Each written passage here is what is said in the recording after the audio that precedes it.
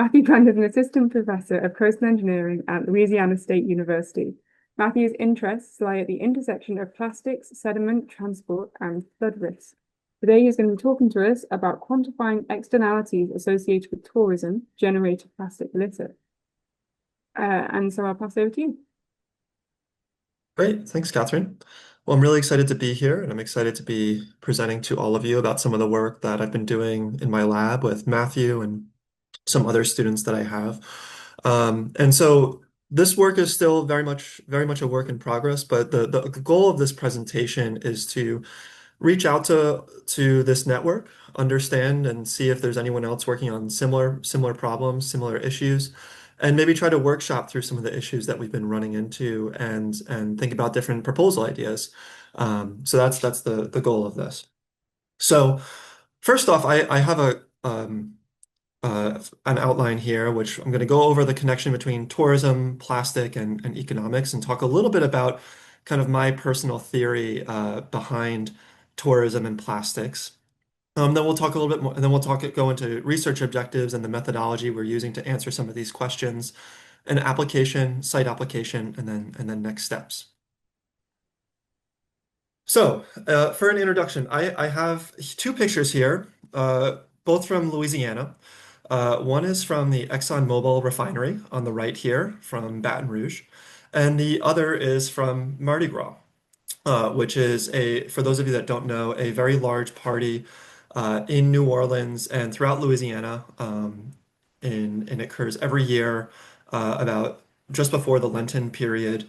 And it's the time to basically get all your sins out before Lent, which is a period of fasting in the Catholic religion. And so the reason I have these two pictures here is because one might think that these are two very different events and very different industries. But my kind of hypothesis, which I'm happy to have anyone refute or argue with me on this, is that actually there's a lot of similarities but between these things, and I'm going to jump into this. So first off, both are very significant regional economic drivers. I was actually very shocked by these numbers. Um, Both generate in the billions of dollars of related taxes in a given year. So both are very critical to Louisiana's economy. So Mardi Gras and other tourism related activities generate about 2 billion a year in taxes, whereas the petrochemical industry in Louisiana, which is very significant, generates around $4.5 billion. Both have pretty significant negative externalities. I'll start with the petrochemical industry in Louisiana. Obviously, very significant degraded air quality and water quality, greenhouse gas emissions.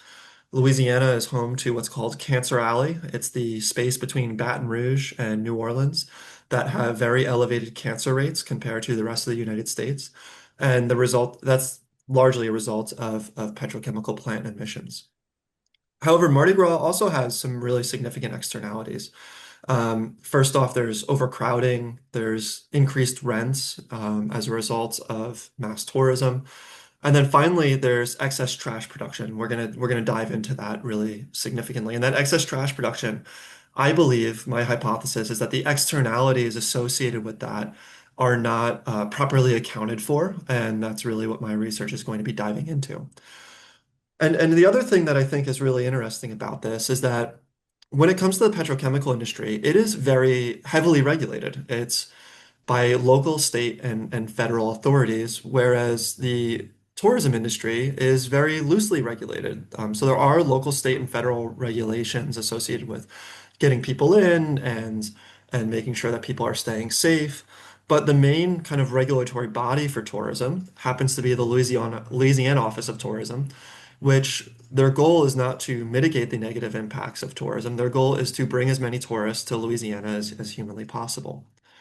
And what's also really interesting about this is that the refineries and the petrochemical industry has some pretty significant monitoring frameworks in place. So my other undergraduate student working on this is an intern at one of those refineries and is doing air quality monitoring throughout the entire region. Whereas again, for the tourism region, there's very little to no monitoring frameworks for the externalities.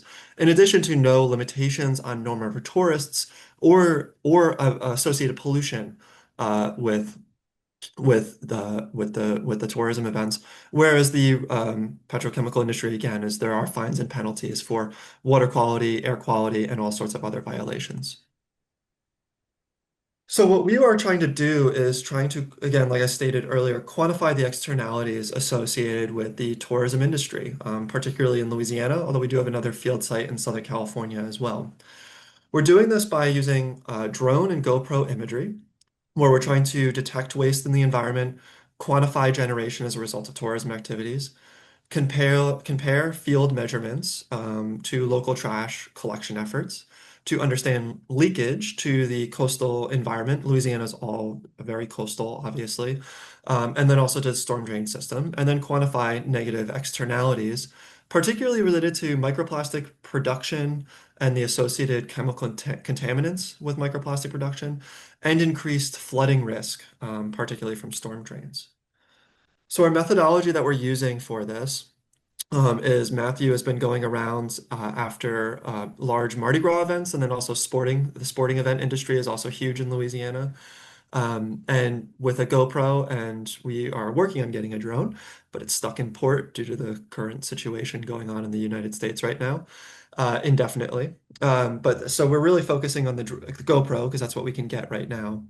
Um, and so we've been walking around after these events and using the Taco and YOLO algorithm database and algorithms correspondingly to try to quantify the amount of trash generated. And then ultimately, this is more future work. We'll be trying to quantify those externalities. So our site location and our site is Mardi Gras. We've worked in both New Orleans and Baton Rouge, although Matthew's going to show you an example from the Baton Rouge parade, which is actually a really interesting location because it has probably more trash or just as much trash as New Orleans, but a lot less people to pick it up. For those of you that don't know, Mardi Gras is again, like I stated earlier, it's that celebration before Lent.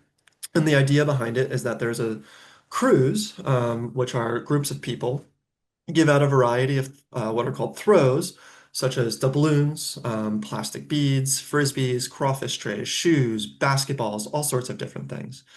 And they give them, there's about a million people a year and about a billion generated in revenue. Now, what's really interesting about this is that, honestly, a lot of these throws are just not valuable at all, and they're simply left on the street post-parade. And as you can see here, this is what a post-parade cleanup looks like. Massive volumes of trash that are put onto the street and literally have to be cleaned up with backhoes and heavy excavation equipment. And obviously, a lot of this, then, as you can imagine, there's a tremendous amount of leakage to the storm drain system. So how are we trying to figure out how much is being generated afterwards? Matthew, I'll let you go ahead and describe your field work and what's going on in this slide. Here is an example from the data collection we took a day after the Spanish Town Parade took place in downtown Baton Rouge. As you can see, the streets were completely littered with beads and various parade throws. We also noticed that cleaning had just taken place the morning after the parade, not directly after, and they had not closed any of these streets, so cars are allowed to freely drive down these streets, running over the beads, which concerns us with the generation of microplastic in that sense. And we also saw while walking around beads that had already made their way into the storm drains. This is a prototype of our model, which clearly still has some detection errors. However, we are working on creating the annotations for a Mardi Gras bead library to train our model with and improve the detection and quantification capabilities. And then our last challenge we're running into is just due to the large clusters of beads being sporadic and random, it becomes a little difficult for our volumetric estimates. So we're just trying to find the best way to work around that. Great. Thank you, Matthew. Yeah, so that's one of the challenges that we've been running into is that when you have such large volumes of trash, particularly the day after Mardi Gras, it can be quite challenging to develop reasonable volumetric estimates when there's clumping effects going on. So we'd love to hear if anyone's experiences with that. And then when it comes to getting at externalities, there have been well-documented externalities associated with Mardi Gras beads, for instance, in clogged catch basins. And so not only does it clog catch basins and cause flooding issues, but these beads, because they're made from really nasty waste, they smell very weird. And the reason they smell weird is because they're made from recycled electronic waste, and frequently have concentrations of lead and other contaminants that exceed the limits for typical, for instance, for children's toys. And so not only is there the flooding issue of them clogging up drains, for instance, this example of 46 tons being found in 2018. There's been some efforts to try to reduce that import into drains, but as was recently found in 2024, they've basically block off the gutters to when they're doing cleanups. But sometimes that coincides with large rainfall events, and then what are called gutter buddies, which basically again are gutter blocks, then cause flooding in New Orleans as well. So sometimes the cure is worse than the disease. So what we're trying to do is we're trying to quantify one, volumetric leakage from post-parade cleanup to the storm drain system, but then also we're trying to develop a model, and we're working on developing a coupled model of rainfall and the drainage system to understand how these beads and these tourism-related activities contribute to increased nuisance flooding damages and flood risks in New Orleans. Um, we're also trying to look at how and develop a degradation model to understand how these contaminants within the beads are exported, are stored, and then exported from the drainage system to the coastal environment. So with that, I'll stop right there. And again, I have my email down there, and feel free to reach out to me. I'm happy to take any questions if we have time. Thank you all. And thank you, Catherine.